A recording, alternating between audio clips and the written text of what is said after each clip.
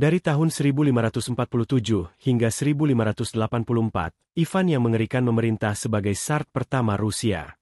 Pengaruh besarnya bagi Rusia masih bisa ditemukan hingga kini. Ivan mengonsolidasikan lebih banyak kekuatan di wilayah tersebut daripada penguasa manapun yang pernah ada sebelumnya.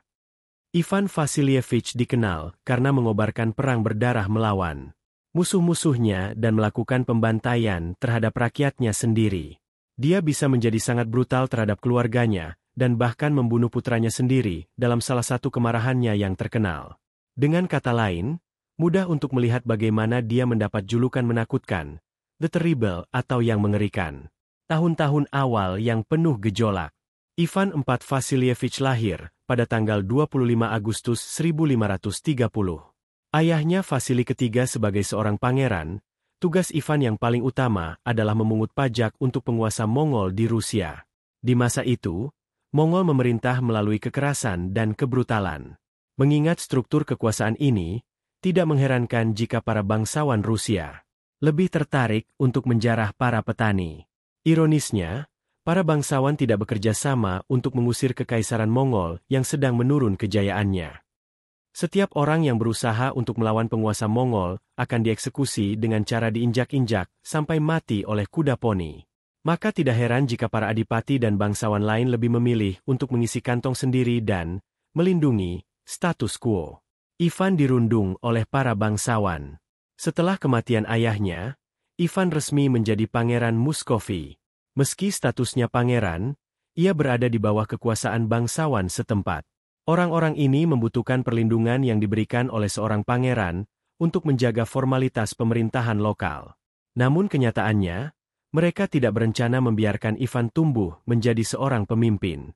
Mereka memperhatikan pendidikan Ivan dan mempersiapkannya untuk memanggul tahta. Sebaliknya, para bangsawan malah mengurungnya di ruang terbatas selama berhari-hari dan memukulinya tanpa ampun.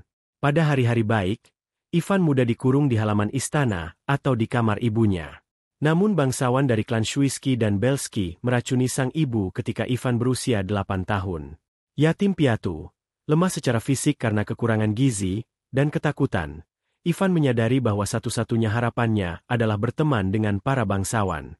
Mungkin teman-teman itulah yang mengatur agar Ivan dinobatkan sebagai Tsar seluruh Rusia pada tahun 1547. Saat itu Ivan baru berusia 16 tahun.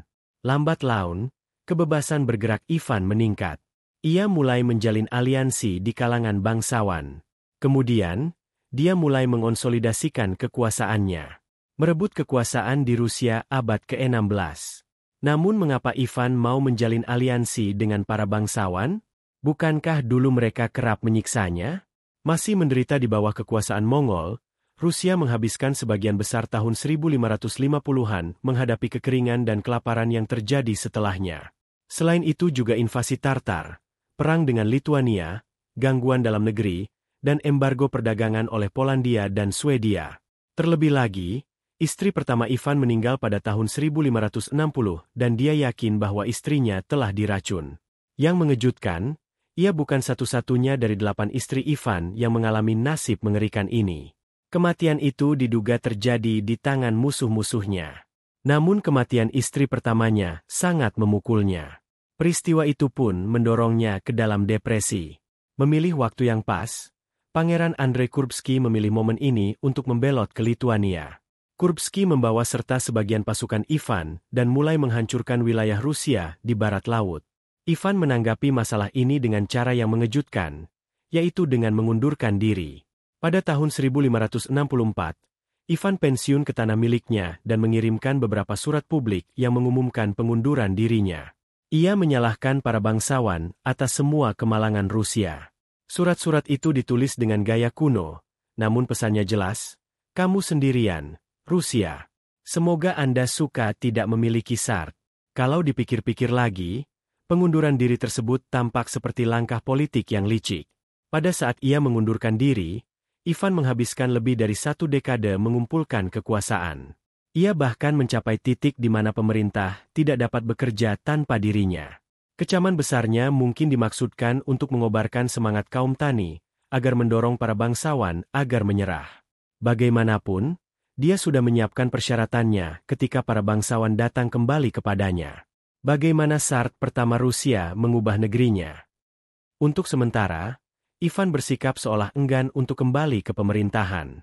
Namun pada akhirnya, dia setuju untuk kembali dengan syarat tertentu. Pertama, dia ingin diberikan kekuasaan absolut atas hidup dan mati di antara para bangsawan. Mereka adalah orang yang sama yang pernah mengurungnya di lemari dan meracuni ibunya. Ia juga menuntut kendali atas militer, wewenang tunggal atas perbendaharaan, dan kekuasaan untuk mengatur sendiri pengadilan. Para bangsawan yang putus asa setuju dan segera menyesalinya. Sekarang dengan kekuatan yang tidak terkendali, dia pertama kali mendirikan Oprichniki. Para anggota berkeliling dengan kepala babi yang terpenggal di pelananya. Mereka ditugaskan untuk menangkap baik musuh nyata maupun musuh Tsar. Yang mengejutkan, Oprichniki juga diberikan kekebalan total terhadap semua undang-undang. Kebiasaan ini sampai taraf tertentu masih bertahan di Rusia saat ini, di mana banyak anggota pemerintahannya juga kebal terhadap tuntutan hukum. Kedua, Ivan merampas tanah milik orang-orang yang dituduh pengkhianat. Ia mulai membunuh, menyiksa, mengasingkan, dan secara paksa memensiunkan siapapun yang pernah membuatnya tidak senang. Termasuk anak-anak dan cucu-cucu mereka. Khawatir kota Novgorod akan membelot ke tangan Lituania, Ivan mengirim Oprichniki untuk memberi pelajaran kepada semua orang di sana. Tidak ada yang tahu berapa banyak orang yang terbunuh dalam serangan tahun 1570, tapi yang pasti jumlahnya mencapai ribuan. 2 tahun kemudian, setelah menggunakan Oprichniki untuk mematahkan oposisi dalam negeri, Ivan menyingkirkan pasukan pembunuhnya. Ia mengirim Oprichniki melawan orang-orang Lituania dan membiarkan pembantaian yang tak terhitung jumlahnya terjadi. Ivan yang mengerikan kemudian mengurung beberapa orang yang selamat atau dieksekusi setelah pertempuran. Kontribusi Ivan yang mengerikan dalam bidang seni. Terlepas dari reputasinya yang brutal, Ivan juga merupakan pendukung setia seni dan budaya kontemporer. Ia bahkan menggunakan kekuasaannya untuk menugaskan pembangunan Moscow Print Yard.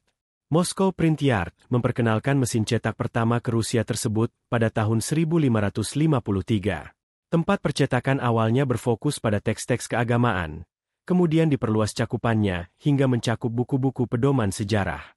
Kemunduran terjadi ketika pers dibakar habis oleh sekelompok juru tulis yang marah.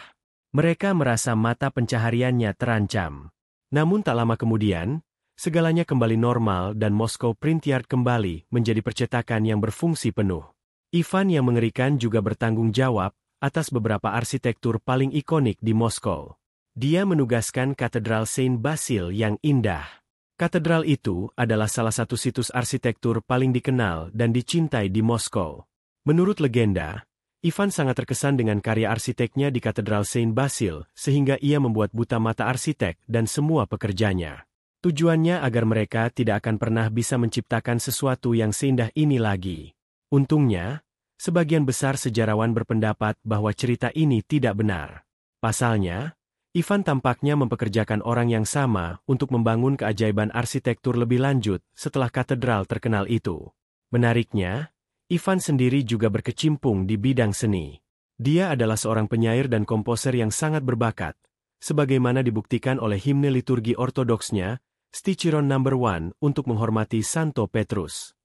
Tampaknya meski di tengah-tengah kehancuran pada masa pemerintahannya, ia juga ingin membangun beberapa hal. Namun hal ini tidak akan bertahan selamanya. Kemunduran dan kematian Ivan yang mengerikan.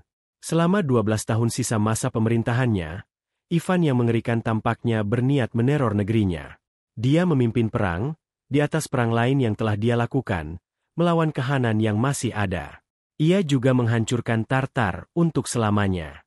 Ivan mengatur ulang gereja, menjadikan dirinya pemimpin tertinggi. Dan dia menghancurkan birokrasi dan membangunnya kembali sesuai keinginannya, sambil semakin mengamuk. Dalam salah satu kemarahannya, Ivan memukuli menantu perempuannya yang sedang hamil dengan cukup keras dan menyebabkan keguguran. Semua itu dilakukan karena Ivan tidak menyukai cara menantu perempuannya berpakaian. Putra Ivan yang dirugikan, yang juga bernama Ivan, memutuskan untuk menghadapi ayahnya. Selama pertengkaran berikutnya, Ivan, sang ayah, menangkap putranya dan melemparkannya ke dinding atau memukul kepalanya dengan tongkat. Bagaimanapun, Pukulannya cukup keras untuk membunuhnya. Kematian Ivan muda menjadi topik kontroversial dalam beberapa tahun terakhir. Beberapa nasionalis Rusia berusaha untuk menampilkan Ivan yang mengerikan dengan cara yang lebih lembut dan merevisi sejarah kekerasannya. Namun sulit untuk membantah bukti bahwa Ivan benar-benar mengerikan, bahkan mungkin lebih buruk dari namanya. Ia bahkan terus melanjutkan kemarahannya yang terkenal hingga akhir hayatnya. Ivan yang mengerikan meninggal karena stroke, yang mungkin disebabkan oleh kemarahan. Stroke itu terjadi dalam pertandingan catur persahabatan pada tahun 1584.